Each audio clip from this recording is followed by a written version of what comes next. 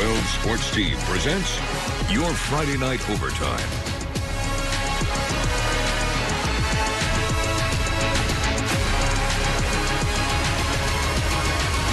Only on WBNG.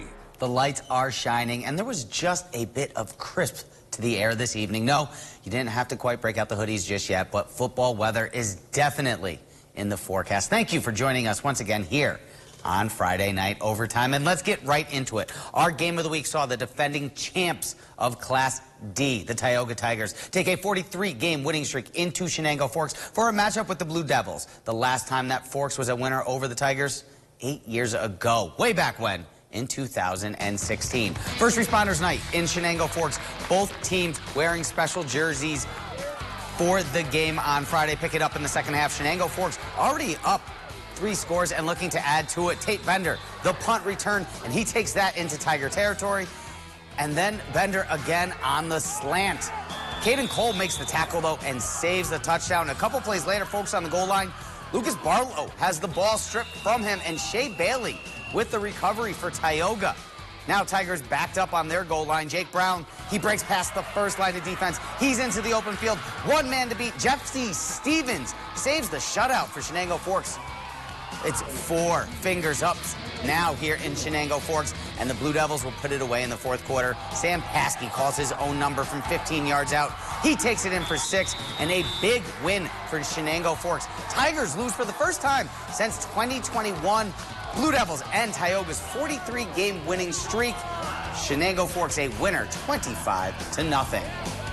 We move over to Vestal, where the Golden Bears are looking to get back in the win column after a loss to Maine Enwell. The Golden Bears hosting the Elmira Express for their Week 2 matchup. Both teams looking to bounce back with a win tonight. We pick it up in the second half with Elmira 28-14. Vestal starts with the ball the second half. They're driving down, but that changes. Vestal QB Josh Queller rolls to his left looking, but Chris Pierce there finds the interception for Elmira on the ensuing drive. Elmira's Caden Flint, hard to bring down. He's in it for 6 to make it a 14-0 game.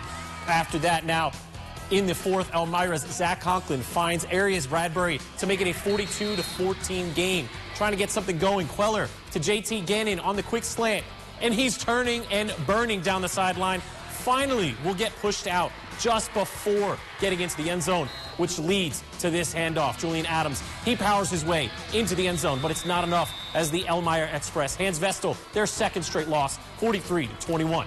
Moving over across town now to Union Endicott hosting Corning. This one was all ground and pound. Corning draining 6.5 minutes on the clock to opening drive. Already up 8-0. Corning gets it to James Freeman. He gets it in the end zone, misses a tackler.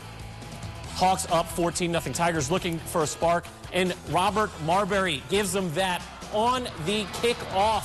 Takes it all the way inside the 20, making people miss. Looking good there. And with that momentum, Joe Generelli rolls out, looking, finds Dominic Pritz, Lasicki for 6. It's 14-7. On the following kickoff, Elmira's James Freeman has blockers. He finds a lane, and he's thinking end zone, but Javelin Rivera with the hustle and shoelace tackle. Hawks would still go on to score. UE would score 2 more, but Corning comes away with the win, 32-20.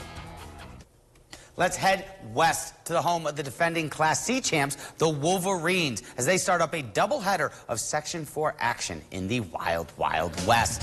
A matchup of top 5 teams in the section for a second straight week. This time, it's Waverly and Horseheads. Waverly up 21-7 in the second quarter. Horseheads looking for a last-minute drive. Bryce Thomas with a strong run up the middle here. That will move the chains, and a few plays later, Dom Cardinale drops back. A nice connection here with Keegan Zeller. A first down out of bounds, and that stops the clock. Waverly's defense not trying to give up any momentum, though. Cardinale drops back. Troy Beeman, he takes him down. Beeman, that's a sack. 21-17, that's the score at half. Third quarter now, Ben Shaw looking long, and the Husky, Xavier Watson, the play, the stare down, the stretch, the strong, the win. Waverly, big win. They go on to beat Horseheads 34-21. Owego hosting its first home game. This a matchup with the Norwich Purple Tornado. Riverhawks made sure to give the fans what they want. Senior quarterback Elijah Lewis runs it in for the first score. Purple Tornado not going down, though, without a fight. Cedar, Braden Hagenbach. He gets in the red zone. That leads to 6. Team would mix the extra point, though. Owego holding on to the lead early. Hawks drive down to extend that lead to 8 here.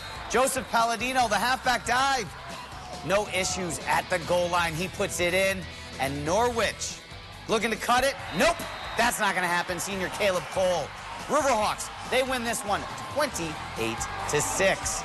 Listen, don't go anywhere. Michael and I are back after the break with more action from around Section 4 as we head to double overtime. Stay tuned.